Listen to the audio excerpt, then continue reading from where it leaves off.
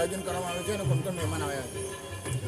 આ આયોજન અરવલ્લી રામદેવ ભક્ત મંડળ પરિવાર તથા હીરાનગર ચેરિટેબલ ટ્રસ્ટ દ્વારા અમે વર્ષે 2 વર્ષે રામદેવજી ભગવાનનો જમા જાગરણ જ્યોત પાઠ મહોત્સવ તથા મહાપ્રસાદ ભંડારાનું આયોજન કરીએ છીએ અને અમને પબ્લિકનો બહુ સાથ સહકાર મળી રહ્યો છે તથા દેવરાજ ધામથી પરમ પૂજ્ય મહંત સિદ્ધગીરી મહારાજ તથા અમારા જે ગુરુજી અહિમા ઉમરેઠથી બાપુ ભૈજીરામ મહારાજ પધારેલ છે તથા બીજા નામી અનામી સંતો આવેલા છે.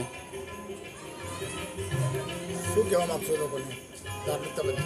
બસ એ આજે સંતો આ પ્રજાને એક તો વ્યસનથી મુક્ત કરાવે છે, સારા વિચારો આપે છે, સારા રસ્તે વાળે છે અને સારા સંસ્કાર આપે છે. આપનો પરિચય? મારો પરિચય રમેશભાઈ એમ લીંબચ્ચા, અરવલ્લી રામદેવ ભક્ત મંડળ પરિવારના પ્રમુખ છું અને મારી અપ્સરા બ્યુટી પાર્લર.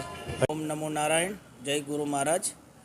આજે વડોદરા ખાતે અલગધણી બાપાનો પાઠ છે અને અરવલ્લી ન્યાય પરિવાર દ્વારા આયોજિત સમસ્ત હરિભક્તોનો પણ એમાં સહકાર છે અને દર વર્ષે આ વખતે અલગધણી બાપાનો પાઠ થાય છે. ભજન, સત્સંગ, સંતવાણીનો કાર્યક્રમ, ભોજન ભંડારો, ગતગંગા આવે છે, સાધુ સંતો અને વડોદરા ગામમાં રહેતા તમામ હરિભક્તો આનો લાભ લે છે. ભવ્યાતિ ભવ્ય આયોજન થાય છે. રમેશભાઈ અને એમની ટીમ, રમેશભાઈ ન્યાય, એમની ટીમ આમાં ખૂબ સહકાર કરે છે. આજે હું દેવાયત પંડિત દાદાનું સમાધિ સ્થાન, દેવરાજ ધામ મોડાસાથી ધનગીરી મહારાજ, ભૈજીરામ મહારાજ, અમારે વિઠ્ઠલ દાદા, તુલસીદાસજી મહારાજ, ઘણા બધા સંતો આજે અહીંયા પધાર્યા છે. આખી રાત અલગધણી બાપાનો જમૈયો કરશું, હરિભજન કરશું અને સત્સંગ જ્ઞાનવાણીથી